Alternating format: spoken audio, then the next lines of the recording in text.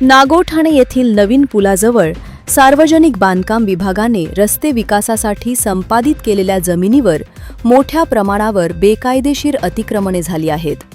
वारंवार तक्रारी करूनही प्रशासन केवळ आश्वासनं देऊन वेळ मारून नेण्याचे काम करत असल्याचा आरोप स्थानिक भूधारकांनी केला आहे. येत्या 15 दिवसात हे अतिक्रमण हटवून रस्ता मोकळा न केल्यास आमरण उपोषण करण्याचा इशारा नसीम इब्राहिम खान अधिकारी यांनी दिला आहे. सन 1988 साली IPCL, आताची रिलायन्स कंपनी आणि RCF कडे जाण्यासाठी राज्य महामार्गापासून तलाठी सजा नागोठाणे हद्दीतील अनेक शेतकऱ्यांच्या जमिनी संपादित करण्यात आल्या होत्या. यामध्ये अधिकारी आणि दफेदार कुटुंबियांच्या जमिनींचाही समावेश होता. मात्र सध्या या संपादित जागेवर काही व्यक्तींनी शनिवार रविवारच्या सुट्ट्यांचा फायदा घेत बेकायदेशीररित्या पक्की बांधकामे आणि दुकान गाळे उभे केले आहेत. हा रस्ता मुंबई गोवा महामार्गाला जोडला जात असून येथून रिलायन्स कंपनीचे मोठे ट्रेलर, कंटेनर आणि बसेसची 24 तास ये जा सुरू असते. रस्त्याच्या लगतच Holy angel English medium school आणि NES उर्दू हायस्कूल असून शेकडो विद्यार्थी येथून प्रवास करतात. वाढत्या अतिक्रमणामुळे रस्ता अरुंद झाला असून येथे अपघातांचे प्रमाण वाढले आहे, ज्यामुळे विद्यार्थ्यांच्या आणि नागरिकांच्या जीवितास गंभीर धोका निर्माण झाला आहे.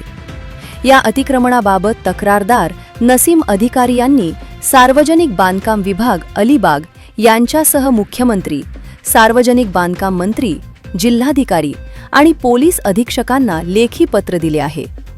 प्रशासनाने यावर तात्काळ कारवाई करून रस्ता मोकळा करावा, अन्यथा 15 दिवसानंतर तीव्र आंदोलन छेडण्यात येईल असा इशारा पत्राद्वारे देण्यात आला आहे.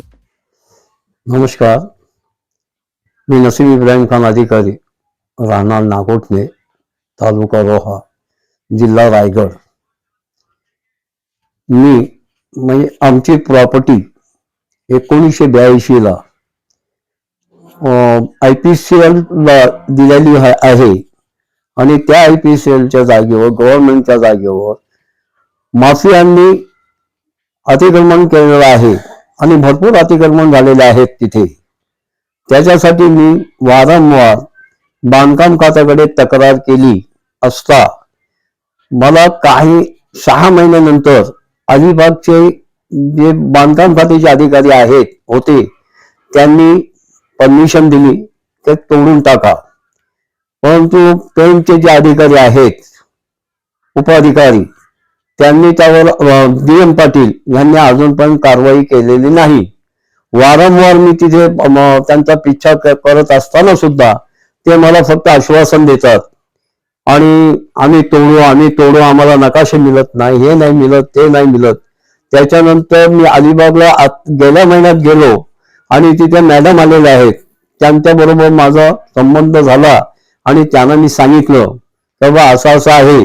त्यांनी मला सांगितलं, अधिकाऱ्यांकडे तुम्ही नकाशा आणून द्या, मी 4 दिवसात तुमची कारवाई करून घेईन. पण त्यांनी आता आश्वासन दिलं होतं.